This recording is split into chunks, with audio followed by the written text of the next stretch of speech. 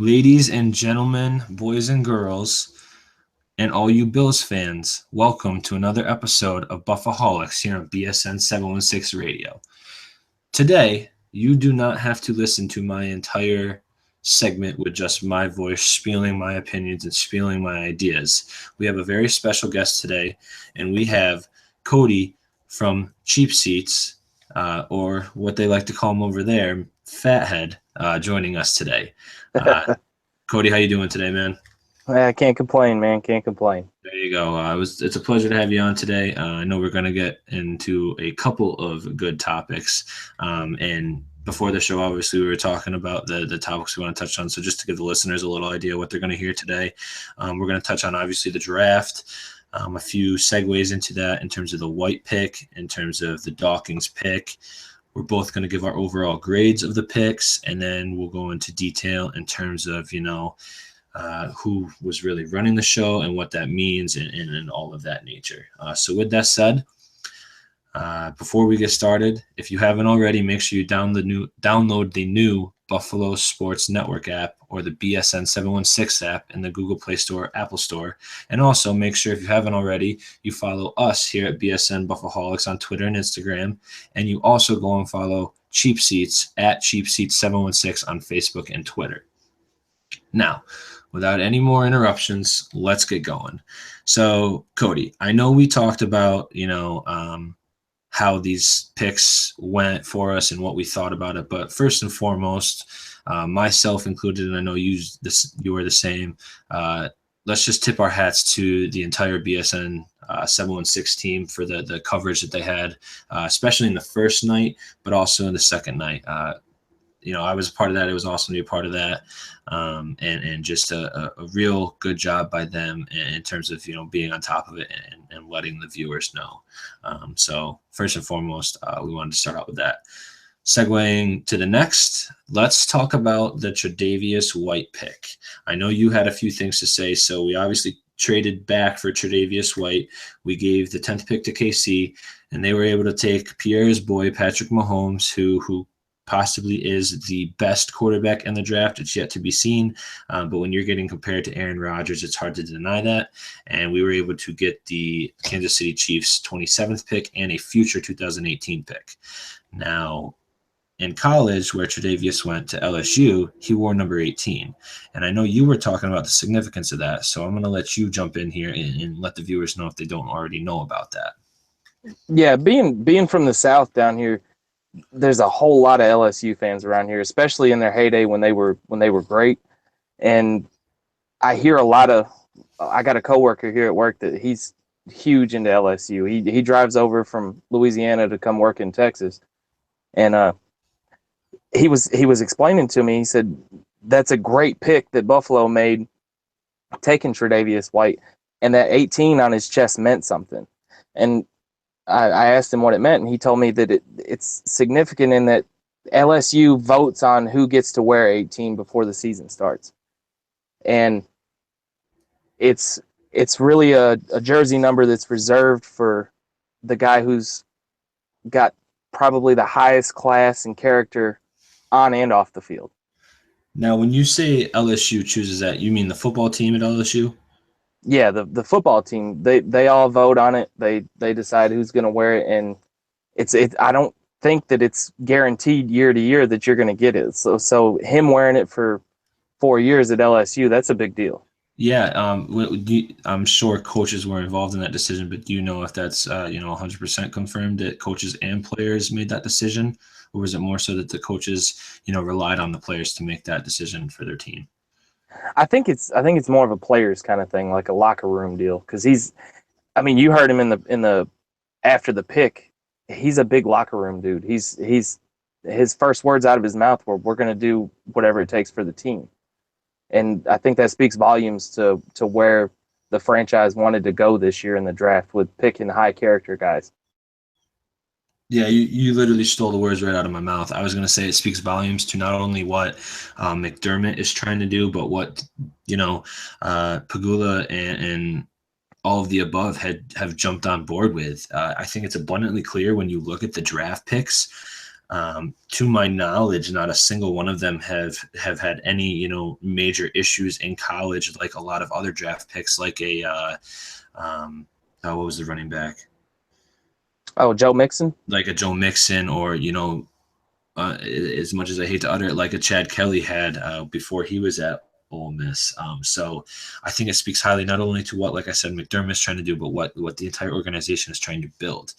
So with that said, I know 18 played a significant role because White actually did mention, that he wants to follow in the footsteps of a Patrick Peterson, I believe, who wore 18 at LSU when he was there, and the significance he has in his locker room in the pros now.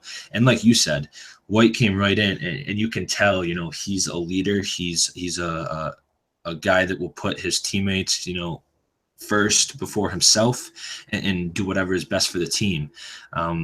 Now, when you turn it over to the athletic side, man, he's a very versatile rookie. Like you said, playing 4 years at LSU.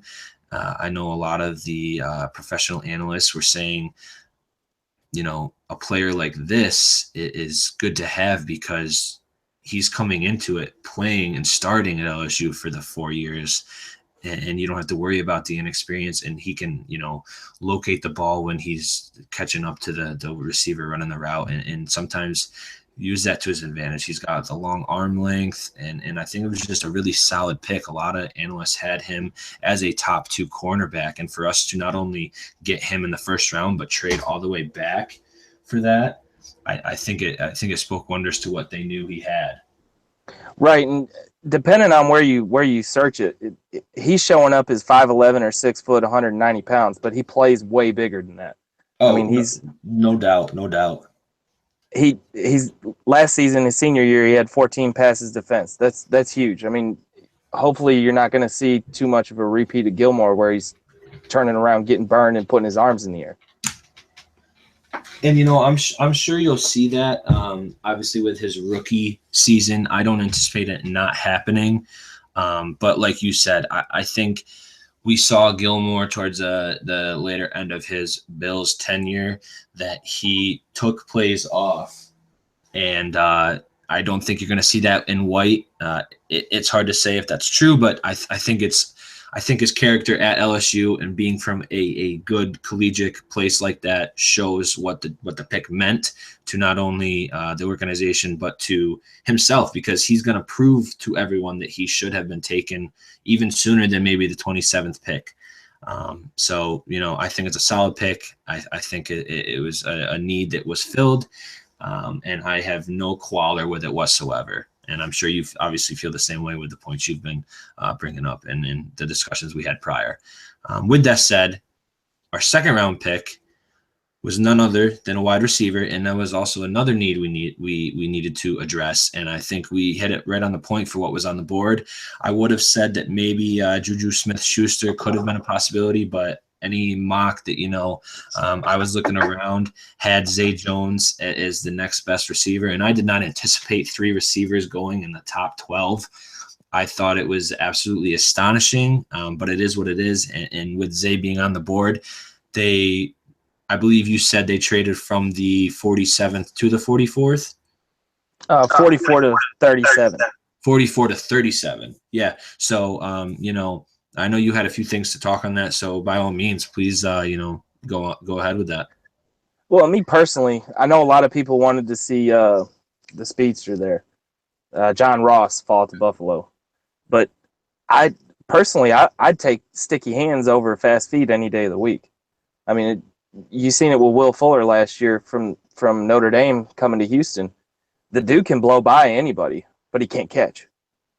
And with Zay Jones, you don't have to worry about that. I mean, the guy had 399 career catches at East Carolina, and they call him the king of catch, the colossus of catch, for a reason, to steal a line from the sandlot.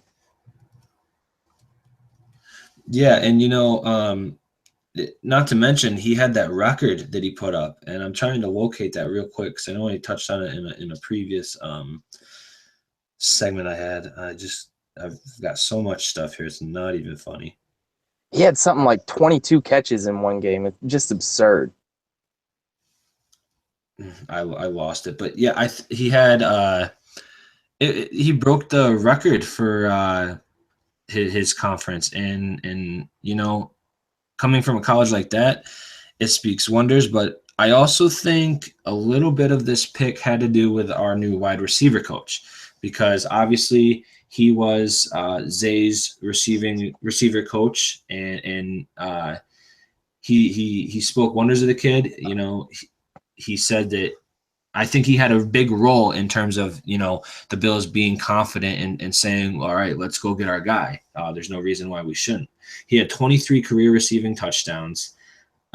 He was the, 37th overall pick. Yeah, 37th overall pick to us. And I mean, just the numbers he put up, I think he can be a really good complement to Watkins, if not potentially, depending on how Watkins, his health is this year. Yeah, I don't see why he couldn't have the option to equate to what Watkins did in his best year. Like you said, he's got the hands, he's lengthy, he's quick. To put up the numbers he put up, that's one thing that Marquise Goodwin, even Robert Woods, they didn't have sticky hands like Zay Jones has had in college. I think that's something that transitions right over to the professional sport in the NFL, but it's also gonna depend on, can he get that relation quicker than most with Tyrod, or if Tyrod's not the guy, who does he get that relation with the best? But I think that, once again, is a very solid pick. It was a pick that needed to be addressed, and I think they hit it right on the nose with what was available. Right, and if the worst case scenario is that he turns into a career number 2 receiver, like, say, compare him to like a Julio Jones, Roddy White kind of thing. If he turns out to be Buffalo's Roddy White for the next 6-8 years, then you didn't lose a whole lot to get him. Not at all. I mean, and that's one thing. That's another way to look at it. That if he does turn into that number 2 receiver, what's wrong with that? When was the last time you had a number 2 receiver that can guarantee you, I don't know, 12 receptions on 82 yards and a touchdown? I mean, I'm not upset with that stat line in terms of, what we haven't ever seen from really receivers. When Watkins was out, Woods had a 100-yard game here and there, but he was mainly there for the blocking aspect of it. But, you also think the rumors of Watkins not having his 5th-year option being taken upon. I don't think, there needs to be tantrums right now in terms of saying, well, now that they're not picking up the 5th-year option, Sammy's going to leave us. I don't think that's something that it needs to be thought of right now, because you have so many options on top of that. There's still a little bit of time for them to decide that. They have I think 3 days. It's May 2nd that the deadline is, I believe. Right, and I'm really glad you brought all that up, because if you've heard on the cheap seats before, I'm a Tyrod guy. I think he's good enough to get the job done. Totally agree with you.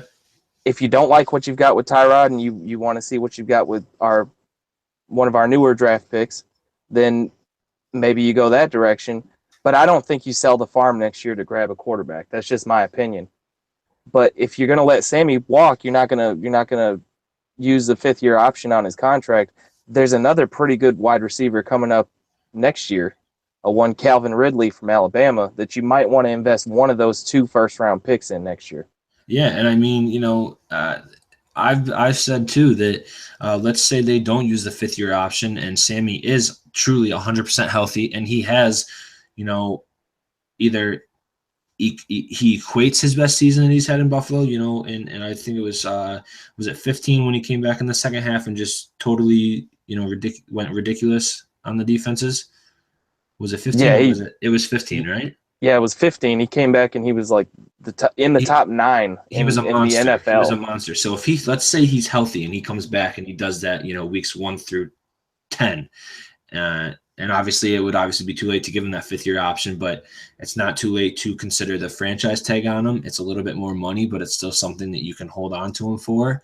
And you can see, do you weigh your options in terms of what you could get in the draft? Or do you say, all right, he's our guy. We invested so much in him 4 years ago. why not just, give him another 2-year contract extension? So I think it's something that, you weigh all your options, and that's something that McDermott gives you relief of, that he's going to weigh all his options. He's going to do the best thing for the team. I think previous coaches have done that, but he does it in a different manner, in a different way. He makes you feel more laid back and confident of it than completely jumping out of the edge of your seat saying, rooting for what he's done. But I'm a Tyrod guy. I think the same scenario. If you don't believe Tyrod's your guy, you let him walk, but then you're starting all over again in essence. So that's one thing that Sammy got frustrated with he had so much turnover at the quarterback position that he didn't know what to do with himself. He had the likes of Jeff Toole. I think Jeff Toole was thrown to him at one point. Yeah, that one year we had Jeff Toole, Thad Lewis. It was ridiculous. E.J. Manuel, Thad Lewis, Jeff Toole, Kyle Orton, Tyrod, obviously. So, I think Tyrod, in terms of the connection they can have, can be something good, because Tyrod had a great connection with Percy, which made no sense. But, every time Percy was out there, Tyrod was always looking to him, whether he was open or not. And half the time, he either got bombs on him or incompletions. So somehow he needs to correlate that to Sammy, but obviously Sammy needs to be healthy. But now you have a guy like Zay Jones. Now you have a guy like Andre Holmes. And I think this receiving core took a step up from what it was last year. I said that in a couple segments ago, and I'll say that for the rest of the offseason. I don't know your opinion on that. I'd like to hear it. I'm sure the listeners would like to hear it. Well, don't get me wrong. If Sammy can come out and put up number one receiver numbers, I have no problem using the franchise tag on him and trying to sign him long term. But I made the point a few days ago to Pierre that if you look at Sammy Watkins' first 3 seasons in the NFL and compare him to Julio Jones' first 3 seasons in the NFL, they're almost identical. Julio came in, played, I think, 16 games, 13 games, and then 2 games. Sammy came in, played 13, 16, and I think it was 5.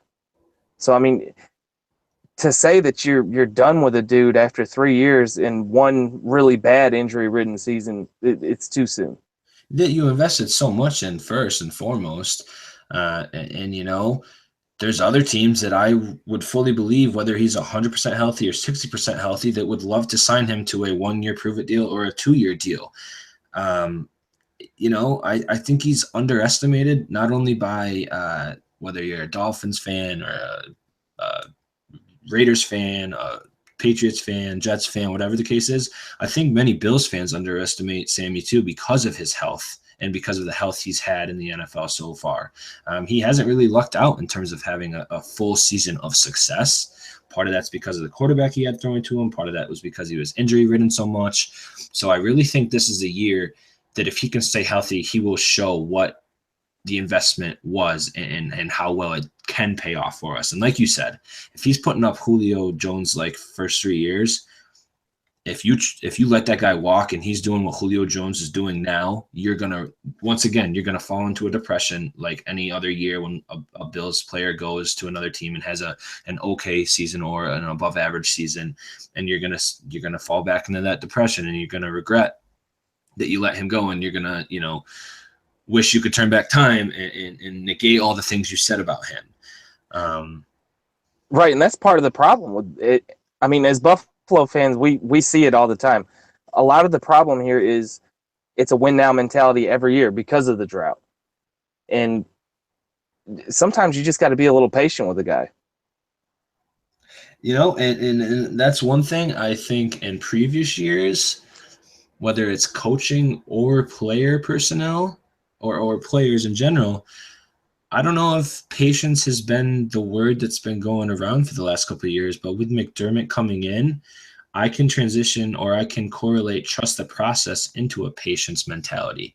Now, one report pushed out, and I know we're getting off topic from the draft picks, but it's okay because that's what I'm all about here. That's what I've done in at least half my segments. But I saw a report that said McDermott mentioned that Tyrod has to earn the job yet again. So I don't think that devalues Tyrod. I don't think that puts any more pressure on him. If anything, I think that pushes him more to even elevate his game. I am a Tyrod Taylor guy. I think in the last 2 years, what he's been able to do, we haven't seen in the last 6. And once again, those fans don't appreciate it as much as I think they should, because he's not, sealing the deal in the third and fourth quarter, because his weapons aren't all there, or his defense can't hold an opponent to 24 points. I go back to the New York Jets Thursday night game all the time. Anytime the Bills score 34 points, a majority of the time, their defense should be able to hold another team under 34 points. If that happens, Tyrod does enough. Tyrod's, praised from the type of night he had, and no one really remembers about Ryan Fitzpatrick throwing the career game he threw. Yeah, I mean, the offense wasn't the problem last year. I mean, yeah, wide receiver was a need in this draft, but last year the problem was defense. Like you said, if you can't hold teams under 25 points a game, then you don't have any business trying to make the playoffs. I mean, the whole thing that Rex brought to Buffalo was he was supposed to bring this unworldly defense that was going to shut down everybody because of what everybody's seen with the Schwartz and the Marone defense. And it just didn't happen. And one thing is that when you saw Rex come in, you saw all these news articles, fans, and more so in general, just talking about the defense and how good it's going to be, and making it sound like it was going to be even better. And I was one of them. I will admit that I jumped on that. But you look at what McDermott has done, and I haven't seen a lot of reports or a lot of people talking about how great his defense is going to be, but you keep in mind he was a D coordinator in Carolina for 6 seasons, and 4 of those 6 seasons he had a top 10 defense, but no one's bringing that over with him to Buffalo, and I think that's a good thing. I think it's the expectations aren't set more so in defense. They're set in overall his job. And his job is to be a head coach, not a D coordinator, not an offensive coordinator, not a special teams coordinator. He's meant to be a head coach to take care of all the coordinating and to facilitate it. And so when you're not, putting price tags on a defense, you're going to be blown away when you actually see it come to fruition that it is better than the previous year. But with that said, we've been going for a little while here. We're going to hit a quick break, and then when we come back, we'll talk about the rest of the picks, and then we'll give our grade, and then we'll go into the topic, of Whaley and McDermott and what the future holds for them. So with that said, you're listening to BuffaHolics here on BSN 716 Radio, and we'll be right back after this quick break. Wait 5 seconds. Was there anything that we missed that you wanted to discuss? No, I thought it was great. All right, yeah. We'll shoot. I didn't even time that. I'm sure it was at least 25 minutes. Had to be. I don't have a timer on this freaking thing. But with that said, yeah, but I don't think he's going to have any problem with this. No, and that's what I was thinking, because if we don't have a lot of content, the longer it is, the better.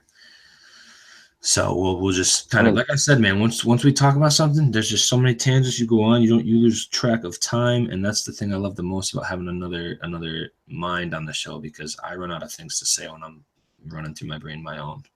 So that's good. But yeah, we'll jump into the second half of it, the picks. We'll give the grade, then we'll talk about that rumor about the Bills clearing house in terms of scouting. Can Whaley take the position in there? And then I'd like to maybe do a little AFC breakdown in terms of what the rest of the AFC is looking like. I know there wasn't a lot of big picks, but the Jets obviously took Adams. The Jets took the guy I wanted. Yeah, but they really only did defense. I don't know, and I do want to talk about Kelly going to the Broncos, and then where did Kaiser going to the Browns? That's something that surprised the shit out of me. Yeah, so that's something that we can discuss too, because I thought that the Bills might consider him, but obviously they didn't. So I'll give a countdown to 5, and then we'll start back up. Okay. 5, 4, 3, 2, 1. Welcome back, everybody. Welcome back to BuffaHolics here on BSN 716. If you're just tuning in, we have a very special guest today, none other than Cody, or what they like to call him over on his show, Cheap Seats, is Fathead. Cody, thanks for joining us once again today. Oh, it's no problem, man. I'm glad I could come aboard. It's always good when I have a second mind here to help me, facilitate things and make sense. But before the break, we talked about the first round pick in White, the significance he had of wearing that number 18, and how that can transition over to the Bills. And we also talked about that second round pick with Zay Jones, and we went on a tangent or a segue into the significance of Watkins in that pick, or the significance of even Zay in that pick, and how his receiving coach was his former college coach currently. So now, without any further ado, let's jump into the second half of the picks. So leaving off with the Zay Jones pick before the break, the next pick we had Dion Dawkins. I can't remember the overall pick that was. I believe that was that a third round pick? No, that was a second round. Yeah, I think they moved up to 75. They did, yeah. I think they did move up to second round because we had a couple. We had the 2 second round picks. I got it notated here. We had because they took Jones and Dawkins in the second round, and then 2 in the 5th, and then 1 in the 6th. So let's divulge into that Dawkins trade a little, or that Dawkins draft pick a little. I'll start it off, and then obviously I'll hand it over to you. I know we were talking before the break. You seem to be okay with it after you let it digest a little bit. I originally was a little taken back, but then I started reading the speculated reports, whether they were true or not, and I saw a lot of them saying that I first saw Dawkins get picked, and then the next pick was the Panthers, and they took a lineman. So after that happened, I saw the report come out that it was ironic that the Bills took a lineman, then the Panthers took a lineman, because the Bills traded up for that pick. So the question that arose, or the question that I, jumped on board with, was, did McDermott had a feeling or have someone inside the Panthers draft room, or whatever the case is, that was potentially targeting Dawkins on the board? Because it's highly ironic that they trade up, and then the Panthers, I believe, got their pick in right after. So they must have had a couple offensive linemen on the board. But let me get your opinion on that, and if you buy into it or if you don't. Yeah, that threw up the conspiracy theory red flag to me too. Because if you remember, they traded up in the second round too to pick ahead of Carolina there as well.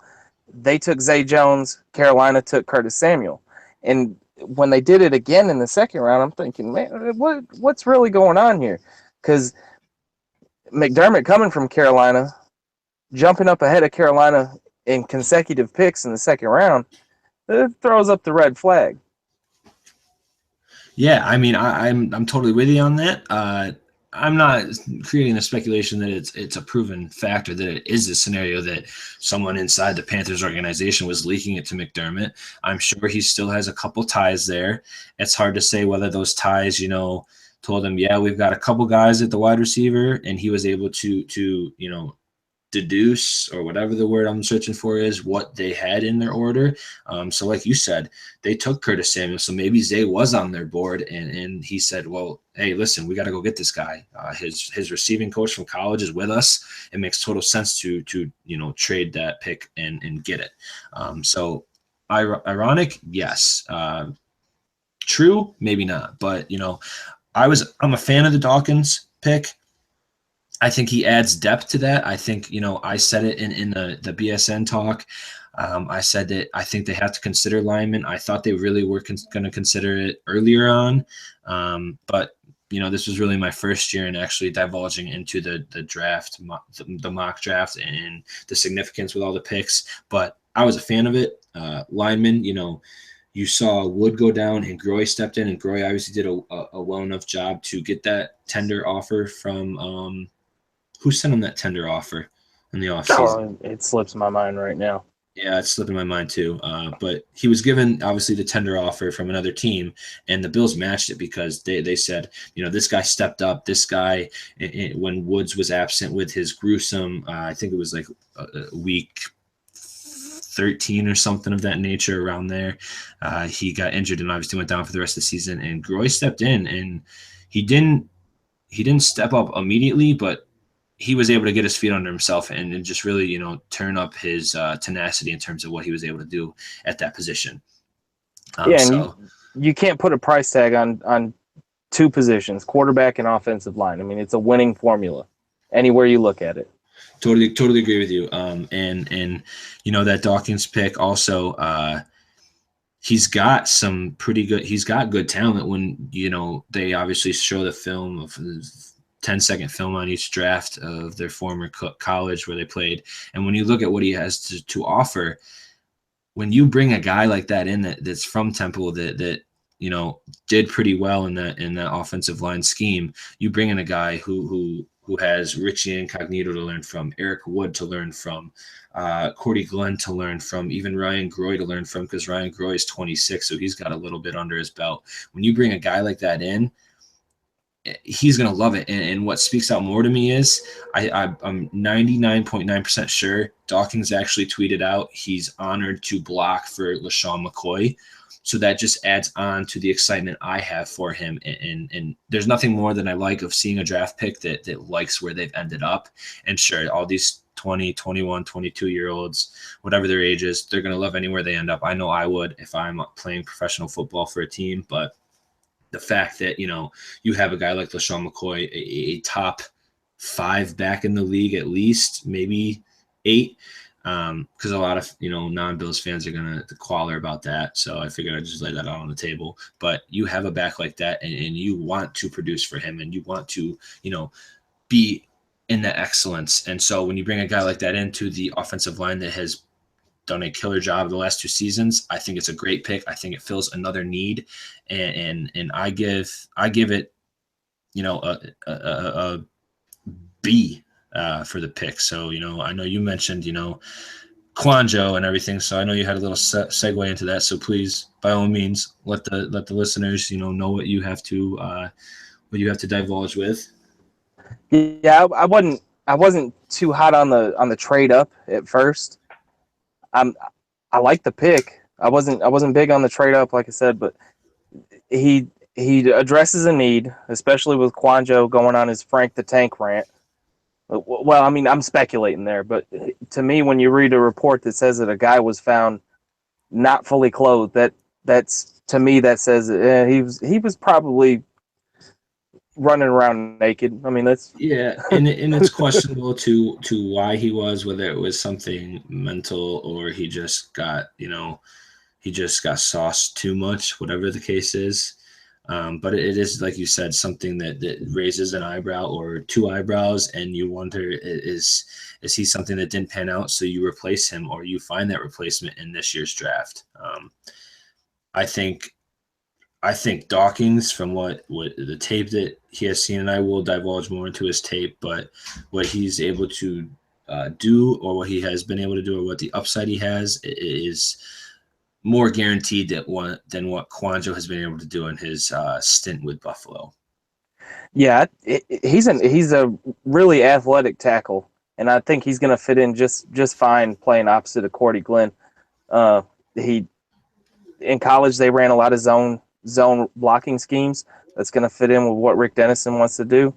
And when you said that he was honored to come in and block for LaShawn McCoy, I'm looking at his Wikipedia right now. It says he's from New Jersey, which I don't think it's too much of a stretch to say maybe he was an Eagles fan. Maybe growing up, he watched LaShawn McCoy playing in the NFL. And then he went to Temple, just down the road from Philadelphia. So yeah, I mean, you know, you don't know the backstory. I'm sure the Bills are going to divulge into that, you know, as the offseason goes on, and maybe you will hear Dawkins say, I grew up a Eagles fan. So to my apologies about that. I got a little notification that I got to get my butt on this segment, so I'm doing a good job with that. But you know, maybe you see him say that, you know, he was an Eagles fan, and it's an honor to, like you said, block for a guy he looked up to.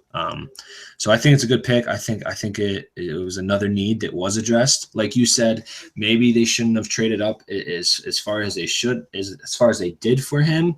But going right back to the speculation, McDermott might have known something where if you got a guy like that that's on top of your board, if you got a guy like that, or you have a guy like Zay, or you have a guy like Tre'Davious White who's on top of your board, and you're 3 picks away, and you really think the team that is 3 spots ahead of you needs that, you're going to try and do everything you can to trade up to get that because you don't want to miss out on guys. And it's happened, in previous drafts where we missed out on a Russell Wilson and drafted a TJ Graham. Not to say that was the organization's fault. I don't think a lot of people would have taken Russell.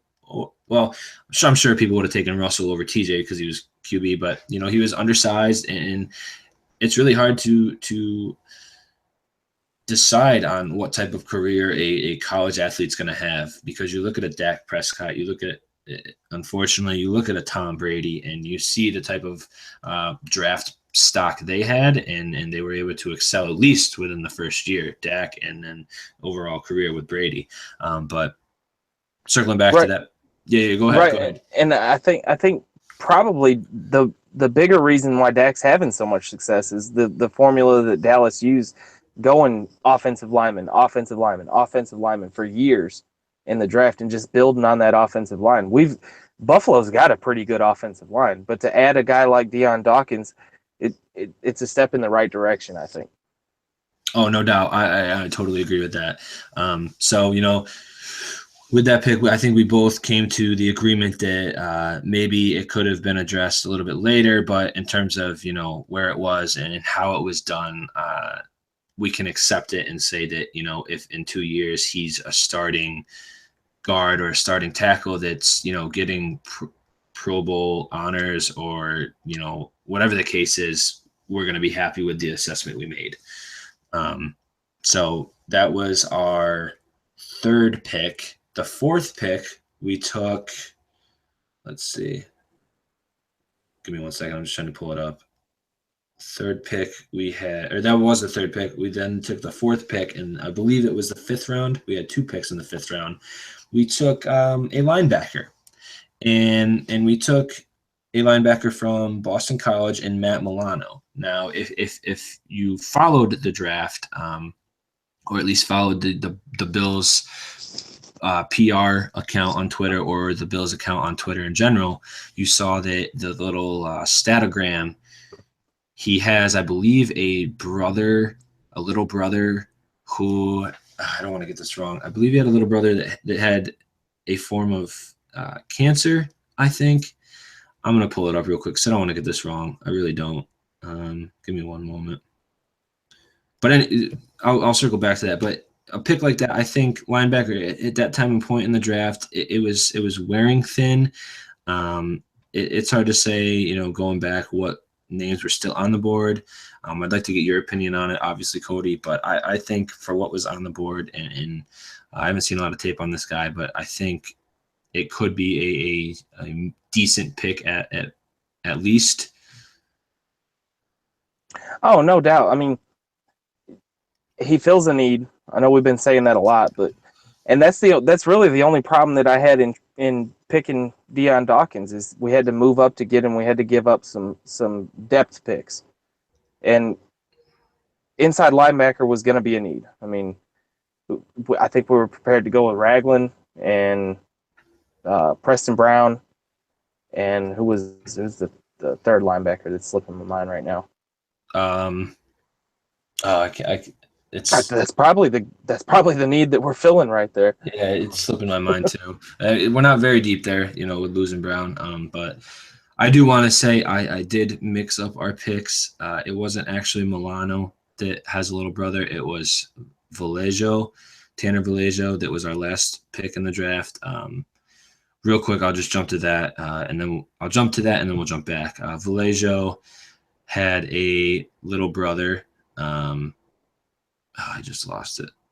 He had a little brother that was a brain cancer survivor. He'll never be able to play football, so Vallejo plays for his little brother. So that's very inspiring. I'll circle back to Vallejo's stats from Boise State, but going back to Milano, I think, like you said, it fills the need. It's hard to say how significant it will be at a pick like that in the 5th round, in terms of how the linebacking options were falling thin.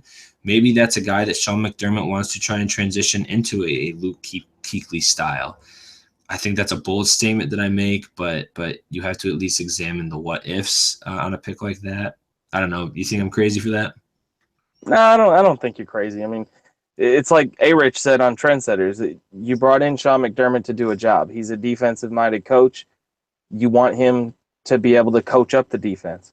That's, I mean, that's part of the reason why I don't have a problem with him picking Zay Jones in the second, is because McDermott should come in and should be able to teach these guys, hey, this is what you need to do to become a star in the NFL. And we did have a big need at wide receiver. Yeah, I mean, I'm totally on board with that.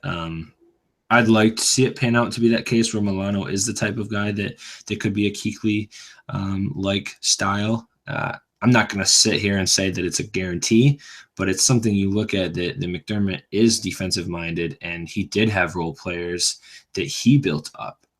It's hard to say that, you know, their success was solely due to him, but I truly believe he had a factor in that. So maybe he sees a guy like that and he says, well, you know, this guy has the type of you know, game that I can use to my advantage, and we'll see. We'll see. I know probably a couple guys at the network, you know, I'm not dropping any names, but they're going to call me crazy. They're going to send voice message threads calling me out, you know, but that's, you know, the other half of it, that there's people that there's naysayers and there's yay sayers, I like to say. So we'll get into it a little later, but there's another guy in the front office that's got a hell of an eye for talent too. So, like you said, it's a 5th round pick. If he turns out to be somebody that's going to be great for the team, then hey, more power to him. yeah, If he doesn't, then I mean, it's a 5th round pick. I mean, it's not like you really, you know, gave a player up or gave anything up for that. You know, these are collegiate players that are trying to make their dream come true, and you give them a chance. And if they pan out, you look like a savior, not only to them, but to a franchise that needs a player like them. So with that, you know, that pick, hearsay, that's debatable. Not to shy anything away from him, because he was drafted to an NFL team. It's just yet to be seen how significant his role can be thus far. Because, you know, you look at a guy, I'm not sure when AJ Tarpley was drafted. I think he was drafted at least in the 5th to 7th, wasn't he? Yeah, I want to say that's right. Somewhere around there. So that's the first thing I thought of was, you know, and Tarpley, he didn't have a great career. He didn't have an awful career. He just, you know, he was one of those smart players that decided to hang his cleats up when he got a substantial amount of money to take that next step in his life, for whatever the case was. And I hate to go down another rabbit hole, but you use that. I'm not sure if that was one of the compensatory picks that we had from letting guys walk, but that might have been the Gillislee. Yeah, that's what I'm saying. If you use the Gillislee pick to take a linebacker, you're filling a need. And how good does it look on the Bills right now that they didn't match or exceed what the Patriots offered Gillislee? I think, what did he get, like a 2-year, $6.5 million deal? I think he had a 2-year, $7.5 million with a $4 million incentive, and that was at least $1 million more than what Adrian Peterson got from the Saints. So exactly. So, you know, I like to use that comparison. That's got to make you feel good about letting Gillislee walk. If it doesn't, you know, you at least need to take 5 seconds, close your eyes, and imagine, you know, Gillislee getting paid that amount and not having success with Buffalo this coming season. But that's another topic for another day. But yeah, like I said, Milano, if that is the scenario where that was the Gillislee pick, I don't have a quality with that. I don't think there should be a reason, because you are filling a need, or attempting to fill a need at least. And then our other 5th round pick was a quarterback. And I'm not sure if a lot of listeners are going to know, or a lot of listeners, you know, knew about me before BuffaHolics, but prior to this, I was a part of Bills Fanatics for a little bit, and I had a live segment where I went over a couple of draft prospects, and one of them was quarterback Nate Peterman from Pittsburgh. I went through his highlights, that, you know, someone who had enough time on their hands to create on YouTube, and I think they were good highlights. And obviously there's going to be people out there that say, you know, highlights only show the good and not the bad, which is true, but you could find interceptions or turnovers on any kind of collegiate player. But, you know, you look at what he did in 2015 and 16, that was a stat, you know, stuffer. He had a win-loss of 14-10 and this is both in 2015 and 2016.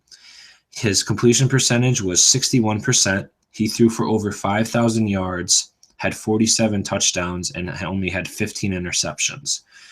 So, it's Pittsburgh, or it's Pittsburgh University. So it's hard to say if that can directly, transition over to the professionals or if he's given the chance, right away. But I said he was a guy that you had to consider, and I was actually very, very surprised he fell to the 5th round. Oh, definitely, he's a steal in the 5th round. I mean, that's what a lot of the professional analysts are saying, that a lot of them actually had him as a late 3rd. So the fact that he fell 2 more rounds than what they were projecting him, I think the Bills saw that he was still on their board, and they said, we got to take this guy, because a lot of the analysts are saying that he might be one of the few quarterback ready, collegiate athletes that can go day one in the NFL. And I'm not saying I want that to happen by any means, because the last time we put a quarterback in that wasn't ready, obviously, huge draft bust. But with the 5th round pick, you can compensate for that a little bit better. Yeah, he's 6'2", 225, and you know who he reminds me the most of? I know there was some. I There might was know a lot what of. you're gonna say, but I'd love to hear it. There was a lot of comparisons out there to Kirk Cousins, but to me, he looks a lot like Matt Ryan. Not saying that he's going to be as good as Matt Ryan, but he looks like Matt Ryan to me. He's got some feet on him for, what'd you say, 6'2"? Yeah, 6'2", 225 is for what 6'2", I'm getting. he can move for a tall boy. And putting up those numbers, not bad by any means. When you throw 47 touchdowns in 2 years and only 15 interceptions, I mean, that's something significant. And I believe I had a stat up earlier, if I can find it. A lot of people are saying one of the few anticipatory throwers coming out of college, and that he may be similar, like you said, to Kirk Cousins, or he may be similar to a Matt Ryan. If that's the case, that might be one of the top steals of the Bills, at least, or at least the AFC. That's still yet to be determined, but in the 5th round, I don't think that's crazy by any means to take a guy like that. Yeah, I don't have a problem with the pick at all. I was on the Chad Kelly hype train for a little while, but we'll get into that later too. But I don't have a problem with Buffalo taking a quarterback every year. I mean, you got 4 on the roster right now with Tyrod, Cardell, TJ Yates, and Nate Peterman. You cut the worst of the 3, and then you do it all over again next year. Back that you really like next year, maybe you end up with Tyrod, Cardell, and whoever the winner is out of Peterman and the new draft pick.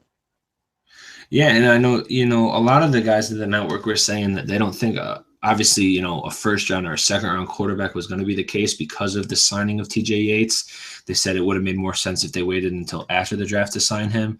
But like I said, when you have a guy in the 5th round that was projected to go, late 3, early 4, and you get him in the 5th, there shouldn't be any qualler about that, especially when you should draft a quarterback at least every year, whether it's 3rd round, 4th round, 5th round. You look at Cardell, and Cardell was taken 4th last year. Yeah, I believe that's right. 4th round last year, and obviously, no one anticipated him being the starter. But with that said, he was able to get, a game under his feet. And it wasn't a good game by any means, but what the heck can you expect from a guy who's getting thrusted into the last game of the season with, really no significance to the game? He's just going out there throwing balls. Yeah, and suppose TJ Yates is the odd man out of the group. You hold on to Tyrod, Cardell, and Peterman. There's potential to trade Cardell just in name alone, just from him winning the national championship with Ohio State. Yeah, and not former, but Pitt University or Pitt football's coach, Pat Narduzzi, and I'm not a college guy by any means. I just have a Twitter account, and I follow the right people to get the reports or get the quote-unquote tweets. But Coach Pat Narduzzi said, I think Buffalo got an incredible steal in Nathan. He's a highly intelligent player and leader. There's a reason he was the ACC's pass efficiency as a senior. He played a major role in orchestrating one of the nation's most explosive scoring offenses, and he will be a great asset on and off the field for the Bills. I totally agree. And if you haven't already, make sure you go over to the Bills' Twitter and you watch his highlight film on his trick shots. The guy is precise, whether it's the first take or the 20th take. He is precise on his throws. He does a 3-point throw where he throws the football to the left field goal post, the right field goal post, and then kicks it right down the middle. And this is all in sequence. And it's I'm sure a lot can do it, but it's cool to see that you have a guy like that has that type of accuracy that may have a chance on the Bills roster when it comes to accuracy, because that's one thing that for a couple of years we've been missing. Yeah, and I don't know how much faith you put into the Wonderlic test, but he was the number 2 quarterback on the Wonderlic scores. Was he? He was 33, right behind Brad Kaya at 34. See, I didn't know that. That's so, I don't really play a huge role with that, but it's still something to go off of. Yeah, I mean, it speaks to what the coach said about him being a smart dude. Let's see. So overall, with that Peterman pick, I have no problem with that, like I said, and I think we both agree on it. He was a steal in that round. I think a lot of people, and I'm sure a lot of draft rooms had him higher up than a lot of other quarterbacks, and I was a little surprised to see DeShone Kizer go to the Bills, or not to the Bills, to the Browns. Yeah, that one troubled me. I don't really know what Cleveland was doing there. Maybe they don't have a whole lot of faith in the quarterbacks coming out next year, but next year is supposed to be the draft for quarterbacks. And I have seen that. I can't remember exactly what round Kizer was taken. It was something like, yeah, he was in the second round. He was. It's funny. I think he was their 4th pick, but it was in the second round. Wow. But of all the quarterbacks this year, he's probably got the best tools. Now, with them tossing him in there, throwing him to the and I say that, but they might toss him to the Wolves. They might not. They might just decide to roll with Osweiler and suck for Sam Darnold next year. You know what I mean? Yeah, I mean, it could go a whole bunch of different ways when you look at that, for us included or for them. I was surprised to see it, but, I had a couple of personal friends that said, he has the talent. And I'm, everyone talks about the quarterbacks, and this was a fairly decent draft this year for quarterbacks. When you look at a Patrick Mahomes who was taken with the 10th pick, when you look at a Trubisky that the Bears traded up one spot for and gave away the house, that threw me off guard. But you look at that, and then you had Deshaun Watson going to the Texans, and they even traded up for him. So this actually broke the year for trade-ups. The record was 34, I believe, and they had 37 trades this year. So not only does that speak wonders to the quarterback position, but just the depth in general at a lot of positions this year.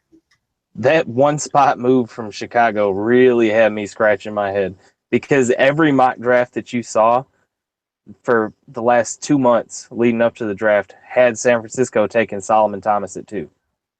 And the Bears trade into 2, and they still take Solomon Thomas. Yeah, I mean, they must have thought that they were going to take him. That's the only thing I could see. I was saying I wouldn't be surprised, because who's your quarterback right now? You have Brian Hoyer and you have Matt Barkley in San Fran. So, not to discredit them, because Brian Hoyer had a really good stint last year. He had, I think, 3 or 4 300-yard games. Maybe it's just Brian Hoyer having 3 good weeks, whatever the case is. But he's a serviceable quarterback. I mean, we've seen living down here in Texas, we've seen a lot of them with the Texans. But I think what you're going to see is probably Shanahan is going to recruit Kirk Cousins to come to San Francisco. Yeah, and you know what? A lot of the rumors, too, were that the Browns were even trying to trade for Cousins, and obviously that didn't pan out. But I like that you said, you saw a lot of Hoyer down there. Not to get off on tangent with a quarterback like Hoyer, but you got to think when he was throwing to Hopkins, that's when Hopkins was really producing. Osweiler, obviously nothing. Tom Savage, I mean, you got an awesome last name, but how good of a quarterback are you? In fantasy, I traded T.Y. Hilton for DeAndre Hopkins, having faith that DeAndre Hopkins would turn it up in the second half of the season, and I got diddly squat from the guy. And most of that was due to the quarterback they had. So I think they, whether they wanted to admit it or not, they missed Hoyer for the type of production he was able to give a team like that needs production at the quarterback position when your defense is so good, when you have a guy like Lamar Miller, when you have a guy like DeAndre Hopkins, Will Fuller, Braxton Miller, CJ Fedorowicz, I mean, all that kind of stuff. You need a quarterback, and I think they missed that last year from him, but they might have gotten that out of Deshaun Watson, who won a national championship with Clemson. Yeah, I like Deshaun Watson coming out of college. I mean, on the Founders mock, I think Bobby B had us taking Deshaun Watson at 10. Which I didn't like. I felt a little type of way about that, but I didn't anticipate. To be honest, if Pierre is going to listen to this, as much as he doesn't want to hear, I was really surprised that Mahomes went 10. I'm not saying he doesn't have the talent. I'm not saying he isn't the best quarterback in this draft, but I was just surprised at the Chiefs trading up that high for him. They clearly think. I'm spacing. They clearly think that Alex Smith. Yes, thank you very much. I would have been on that for 12 seconds if I was by myself. They obviously think that Alex Smith is either coming to an end with them or is just he's wearing out his welcome with Kansas City. Now, he's a manageable quarterback. I mean, if you were to say, would you be happy taking Alex Smith? Sure. I want him to compete for the position, but he's not by any means an awful quarterback. He's not consistent, but he has his good games and he has his bad games. But I think they might be wearing thin with him. So you go out and you get a guy like Pat Mahomes who's being compared to an Aaron Rodgers. And if you have Mahomes sit the first year watching Smith or week 11, you say, all right, Mahomes, it's your shot, go show us what you got. And man, if he goes out and balls, you're going to hear Pierre sending voice chat after voice chat after voice chat after voice chat to the network. And he's going to be right if that's the case. But I was just truly surprised to see that. I think, touching on that too, there was a connection with McDermott and Reed. I think that played a huge role in it. And that can segue into our next topic. But real quick, let's just finish the last pick that we had in the draft. And then we'll obviously, like I said, segue into that because I know you had a few things you wanted to say as well. So with that, breaking down the Peterman draft pick, I think it was good. I think it was a steal for the position or for the round he was in.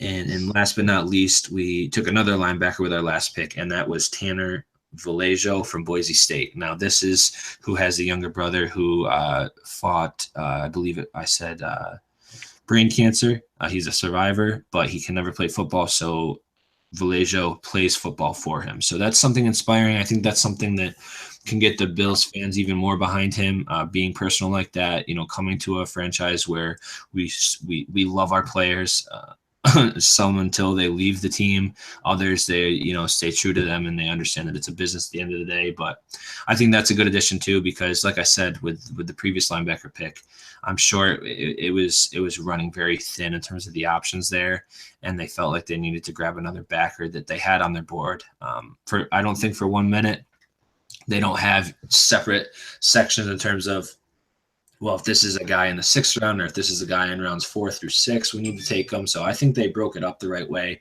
I think they knew what they were going to do. But I'd like to get your opinion on that as well.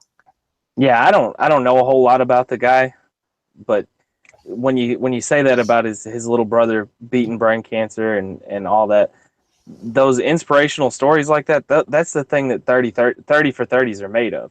And I mean, you could see that maybe playing out into something where this guy's, hey, he plays with a lot of heart. Maybe he can turn into something.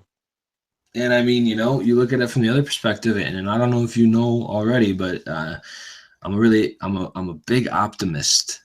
I see the glass is half full. Mr. Optimistic. Yes, I'm Mr. Exactly. I'm Mr. Optimistic. I see myself as that way. So you look at this and you take a linebacker like that who has something to prove, who not only is doing it for himself but someone else. Maybe that gives him the drive to completely show his worth, and maybe he transitions into a third down line, a reliable linebacker that the Bills use every third down this year. Maybe he turns into a star. I mean, who knows? There's been, late round successes with quarterbacks. Who's to say it can't happen with linebacker? I think he has the opportunity with a coaching staff like McDermott and with an organization like the Bills, but that is obviously yet to be seen. So I think, the first 3 picks were definitely necessary. The 4th, 5th, and 6th total pick that we had, out of them all, I was a big fan of the 5th, and then the 2 linebackers, like I said, I think that was wearing thin. So with that said, I'm going to give it an overall grade of B- for all the picks we had. I think we addressed the main issues at hand first and foremost, which I love to see. We didn't go out and get 2 defensive players back to back. We addressed each issue that needed to be done, and I did think that I was surprised by how far Foster fell. And I know a lot of us thought we were going to be taking him, but I think the issue with that was, I believe, his shoulder injury, if I'm not mistaken. Am I right on that one? I think it was a combination of that and him just being a locker room cancer. Yeah, I mean, wasn't he the one that got kicked out of the combine? Yeah, for so acting a fool at the hospital. And who took him? New Orleans took him. Was it New Orleans? Was it? No, it was San Francisco took him. Was it San Fran? It was either New Orleans or San Francisco, one way or the other. I'll look that up real quick. But yeah, like I said, I was surprised to see him fall as far as he did. I had a feeling, yeah, it was San Fran that took him.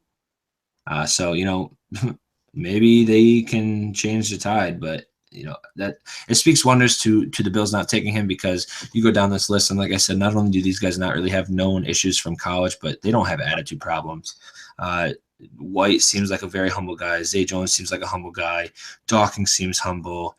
When you have a linebacker that's playing the game for his little brother and himself, humble, obviously. Peterman, haven't heard too much about him, but from what the analysts and even coaches are saying, he seems like a very humble player too. So I think that's the real scheme with the draft this year was humble and leadership and team quality that McDermott was trying to build and stress with these picks. Yeah, and I think that's what's going to lead us into that next topic you wanted to talk about, with whose draft was this? Was it McDermott's or Doug Whaley's? Yeah, and I'll let you take the reins on this one because I know you got something to say. Well, I think it was probably McDermott's scheme that he wanted, or, well, for lack of a better word, scheme. He wanted high character guys, but I think also McDermott knows that Whaley's got an eye for talent. Whaley finds all these diamonds in the rough that people either cast aside or just never had any interest in the first place. I mean, look at Zach Brown last year. That dude was just phenomenal for us. I mean, it's a shame we couldn't keep him, but nobody wanted Zach Brown. And no one really wanted Lorenzo Alexander either. Right. Now, I beg to differ, and not to cut you off or anything, but I beg to differ if I don't have a hard time accepting that Willie is that type of guy, but I think that the character that Brian had, being a player's coach, I think he played a role in that too. But it's going to show this year that while these picks look like they might have McDermott's significance, I don't disagree with you by any means that Willie, doesn't have an eye for talent, because he does. He brings in a guy like Zach Brown. He brings in a guy like Lorenzo Alexander. And you saw the market for Brown not start off well because his first agent, overpriced him. Then he was able to get the deal done with Washington.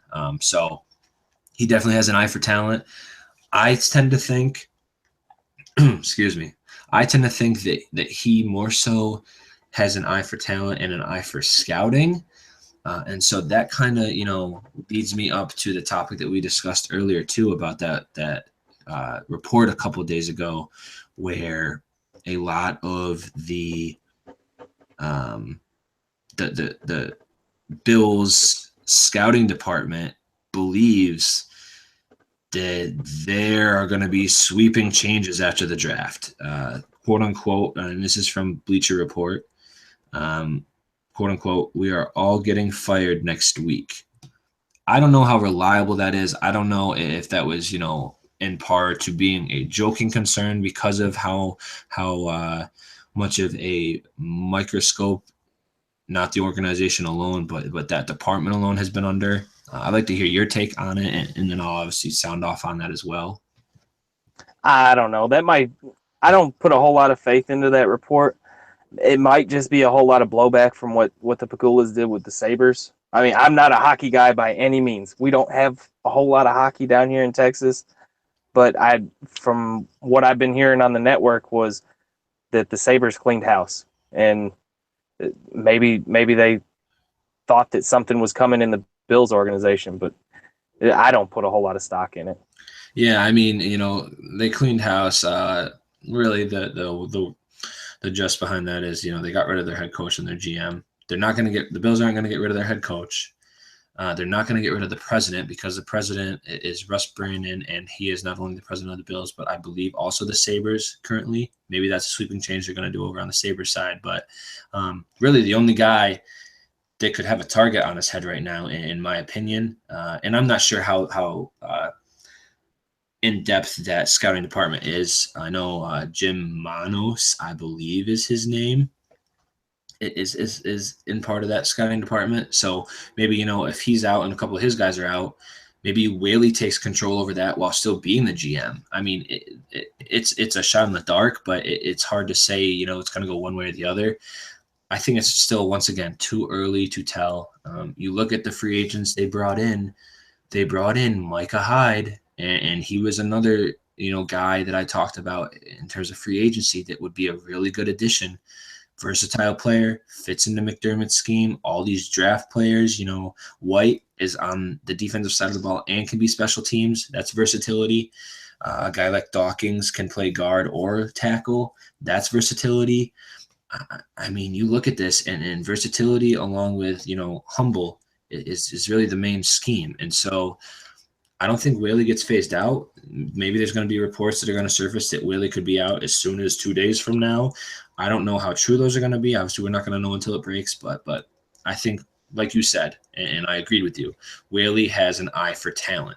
It's abundantly clear the last 3 years, not to say that his draft picks have always panned out, but you look at, a guy like Watkins, it's really not on Whaley that Watkins hasn't been healthy for a full year. You look at a guy like EJ, sure.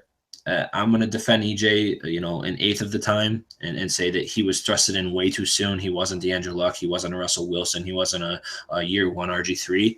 But overall, he just didn't have the talent that a lot of players or a lot of scouts in the Bills department thought he did.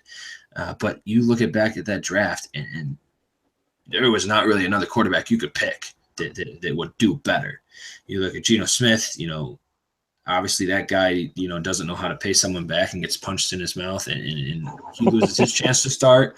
Obviously that never happened with Buffalo, but you look at where he is now, and he's at the Giants. Yeah, he's at the Giants organization. So that I'm going to be the one that's going to push that draft aside or push that draft pick aside. It's not the first time that the Bills have totally busted on a quarterback in the first round. And I'm sure it might not be the last, but, you look at the Watkins pick, you look at the EJ pick, and then, Gilmore, he was a hit on. Darius, keep in mind, the issues he's had, which was a whole nother topic, but he's hit on a lot of things that a lot of people don't give him credit for. And I know Pierre is probably loving this right now. He's probably feeding into this. And I hope he is, because I'm telling the truth. Willie does have an eye for talent, but it's hard to say if Pegula appreciates that or sees it as much as others do. Yeah, I really hope that they're not out on Whaley. I like Whaley as a GM. Like I said before, he's got a real eye for talent. I think the Rex Ryan thing, that was all the Pegulas. I think they had to take a step back this year after getting rid of Rex. and let Whaley do his thing. I mean, this was Whaley's head coach candidate, wasn't it? Uh, I don't know the facts on that. I think it's crazy in any organization to say that the general manager does not have a role in the hiring of that. I'm sure Pagula, Terry and Kim were the front runners of that. But I'm sure Whaley was like, yeah, I like this guy. Let's get him in. He was probably like, oh, he's the complete opposite of Rex. Let's get him in here. And the thing I like the most is the Pagulas aren't bailing the organization out anymore with Whaley. They are letting McDermott be the face of the franchise, be the voice of reason, be the one at the media sessions, all of that kind of stuff. He is being given the reins. So with that said, you wonder how much of a significance he had in the draft. Was it a 60-40, McDermott to Whaley? Was it a 50-50? Was it a 70-30 to Whaley to McDermott? It's hard to say. I think at the end of the day, the Pagulas were like, yes, no, maybe. And that's how it went. But we won't know that. Pierre won't. In my mind's eye, I like to think that it was 50-50. I like to think it was McDermott gave Whaley a list of guys. Look here, these are the high character guys that we have needs at. You go out and find me the talent. Find me that diamond in the rough. Find me that guy that we can trade back from 10 to 27 and make a pick like a Tre'Davious White. And that's the way that's the way me being optimistic. I hope that it panned out. Yeah, and I'm totally on board with that. I can accept the fact if it's a 50-50. I have no problem with that. I think both sides had a role in it. It's just hard to say how much one had than the other. But, with that said, I know I've rattled on a lot. I'm sure you might be starting to get sick of my voice. I'm sure some of the listeners might be, but I hope we've had enough content, and I know I've definitely appreciated you on the show. So to finish it out, I'd like to just do a quick AFC breakdown just off the top of both of our heads, in terms of what the Jets, Pats, Bills, and Dolphins look like. I didn't follow the picks a lot. Obviously, the main picks, you saw the Jets get Jamal Adams. That was big, but they followed that pick with a safety again, I believe. So, or with a cornerback again. So they more prioritize defense.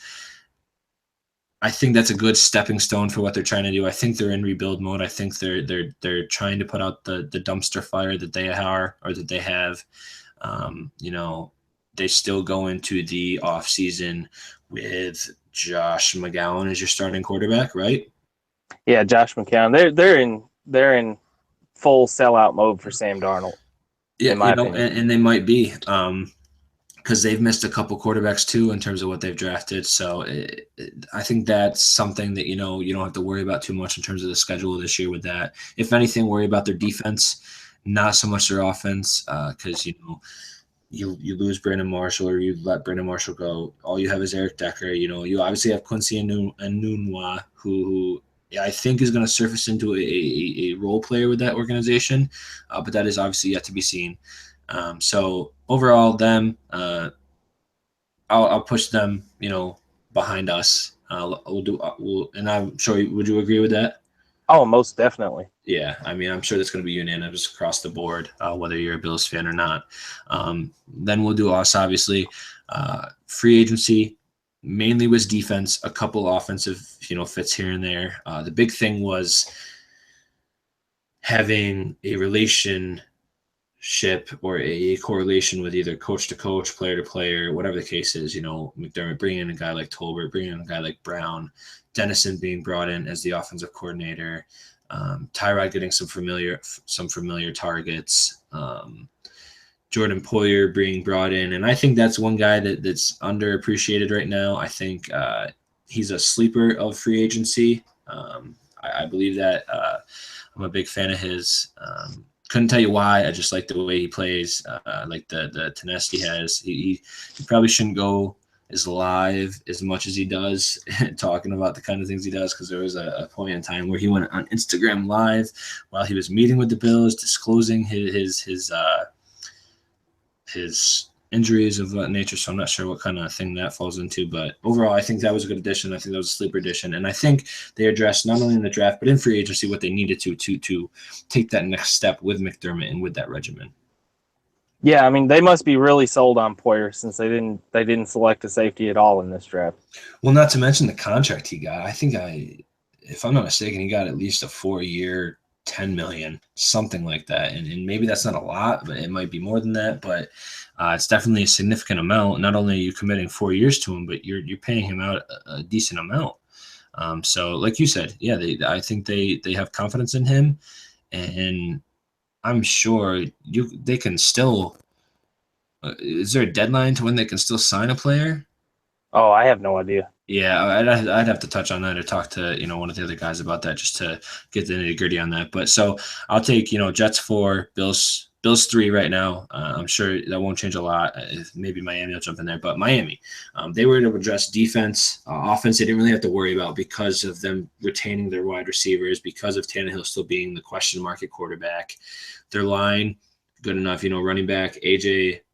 I think his season was a little bit far-fetched. I don't think you're going to see him have that tenacity as much or have, those breakaway games as much. That's my personal opinion. I'm not sure if you rock that same way. Yeah, I think the Jets were an anomaly last year. I think they got some lucky bounces that went their way. Dolphins, you mean? Yeah, the Dolphins. Gotcha. Yeah, I just wanted to make sure. They stole a game from Pittsburgh where the Steelers just didn't show up.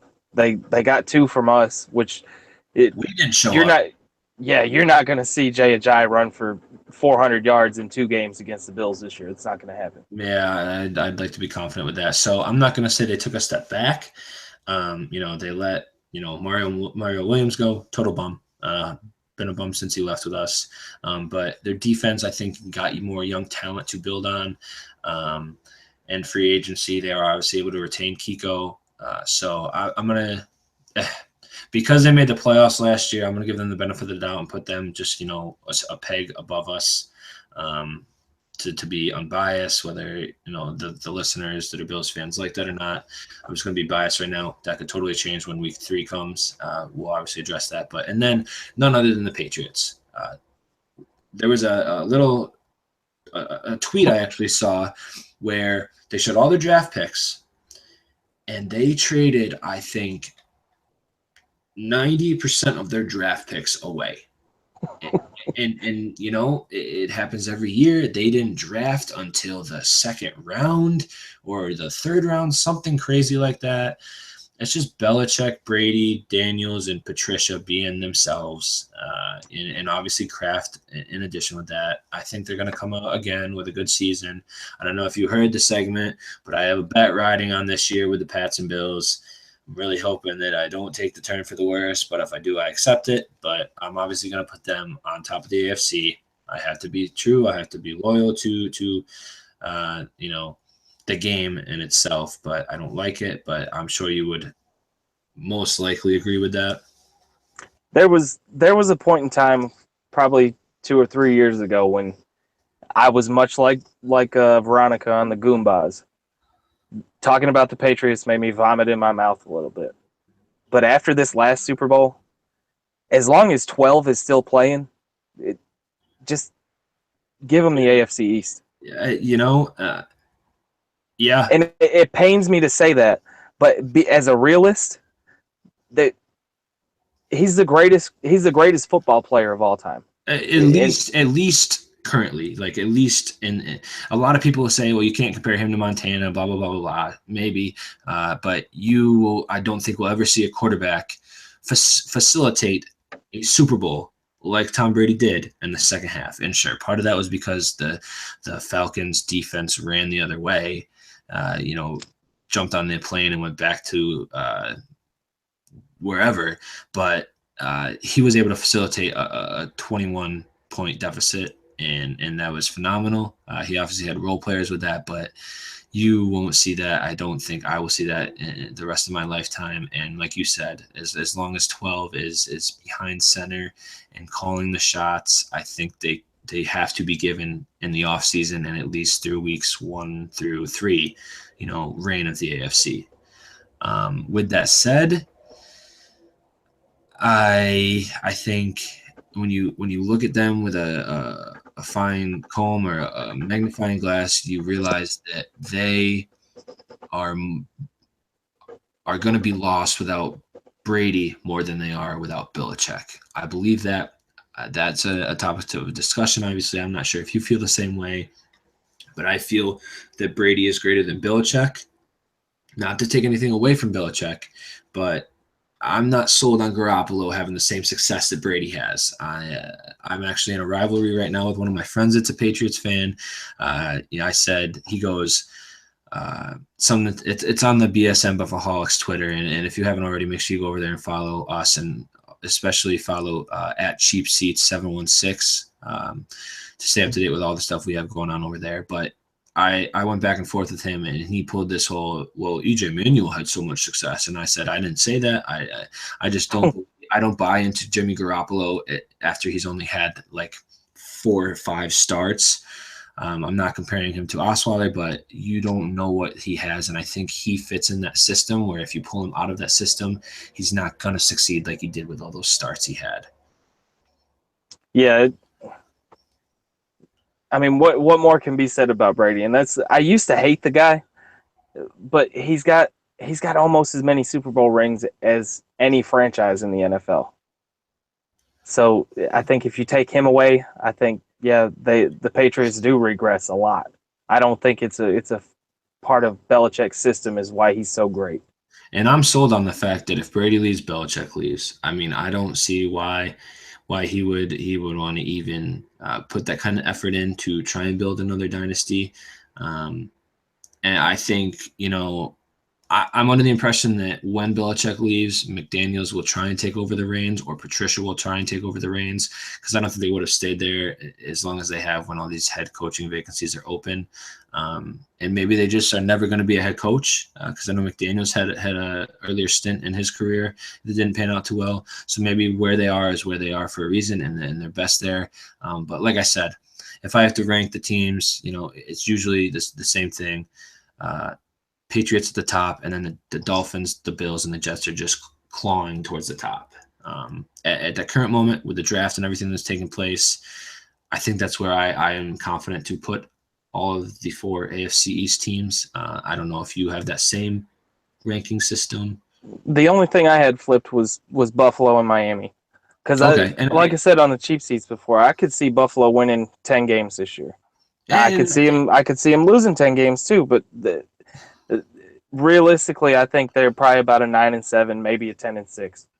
Yeah, and I'm not disagreeing with that. Like I said, the only reason I gave Miami that slight edge was because they had playoffs last year. Whatever the case was, whether they got lucky or had 2 better games than we did, they still made it. So that's why I gave them the edge. And not to say that last season is going to have any correlation to this season, but rolling from last season to the free agency to the draft, I'm just going to put them there, more so to look better on my part when the Bills do good and I push them up higher.